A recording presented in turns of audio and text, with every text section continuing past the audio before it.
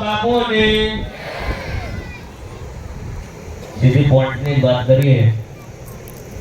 સરકારને એ ખબર છે કે આ દબાણ જે જગ્યા છે એ દબાણની છે, પણ સરકારને એ ખબર નથી તો કેટલા પરિવાર રહે છે, કેટલા પરિવારની આ જગ્યા અંદર લાગણીઓ બંધાયેલી છે. હવે વાત કરીએ સીધી કે 15 દિવસની અંદર જે નોટિસ આપી, હવે 15 દિવસની અંદર આપણે ખાલી કરી અને જો જઈએ પહેલા તો ચોમાસું આવે છે આગળ વરસાદમાં, હે અને પહેલા તો આપણે મકાન જેટલો 150 છે ને, કદાચ તમને બીજી જગ્યાએ સુવિધા મળે અને કરી આપે તો તમે ખાલી કરવા તૈયાર છો? હાથ અધર કરીને કહો.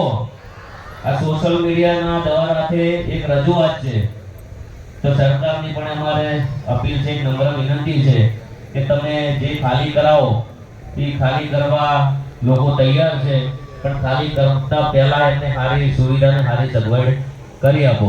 આ જ વાત છે ને આપણી. હા, અને બીજું તો ખાસ જણાવું કે એકતા રાખવી પડશે હંમેશ માટે. કેમ કે અત્યારે તો જે પોતે સુરક્ષિત હોય, પોતે વ્યવસ્થિત જગ્યાએ હોય તો બીજાના દુઃખને કોઈ જોતા નથી.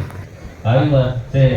અને હંમેશ માટે નેતા એવો બનાવો કે ગમે ત્યારે જનતા મુશ્કેલીમાં હોય તો સરકારમાં નેતા પહેલાથી જ રજૂઆત એવી કરી દે કે ભાઈ જનતાની કોઈ મુશ્કેલી હોય તો હમણાં પહેલા તમારે અમને જોઈન કરવી. સીધી નોટિસ આવી જાય એવું નહીં.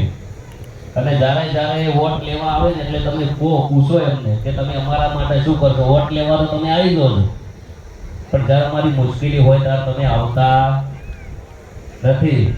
એટલે બધા તો કોઈ કહેતા નથી અમે હંમેશ માટે તમારા ભેળા રહેવું, અને આ બધા ભેળા રહેવો ને ભાઈ ભેળું છે. અને બીજું તો વધારે કોઈ કહેતા નથી. આવી એકતા રાખજો. અને સરકારની નમ્ર અપીલ છે, નમ્ર વિનંતી છે કે પહેલી સારી સુવિધા વ્યવસ્થિત કરી આલો. અને અમને માંગ એવી છે કે અમે જગ્યા ખાલી કરવા તૈયાર છો, પણ પેલા લેખિતમાં સાહેબ, હા લેખિતમાં એવું લખી આલો કે અમે સુવિધા કરી આપશું. જે આગેવાનો આવ્યા છે તમારા માટે એમનો પણ ખૂબ ખૂબ આભાર. અત્યારે મુદ્દો જો તો સિંગોત્રિયા મને ખબર બી નથી મીટિંગ ને થોડા સોશિયલ મીડિયા દ્વારા મેસેજ મળ્યા હતા, પણ મળતો પાટણ આવ્યો ભરતજી મળ્યો એટલે ભરતજી કીધું, મેં કીધું સમાજની વાત છે તો હું પણ આવું. આ બધા આવ્યા છે, પણ બધાય તો અમને જોતા તાળીઓ મારે. હા, હું તો કેવું નતું પણ કહી દઉં. આગેવાનો બહુ મોટી વાતો કરતા હોય છે કે સમાજને જ્યારે જરૂર પડે ત્યારે મને અડધી રાતે યાદ કરજો, પણ આ જરૂર છે. પણ હજી જે મેન આગેવાનો છે કોઈ દેખાતા નહીં, કદાચ વધારે બોલે ગયો તો માફ કરજો.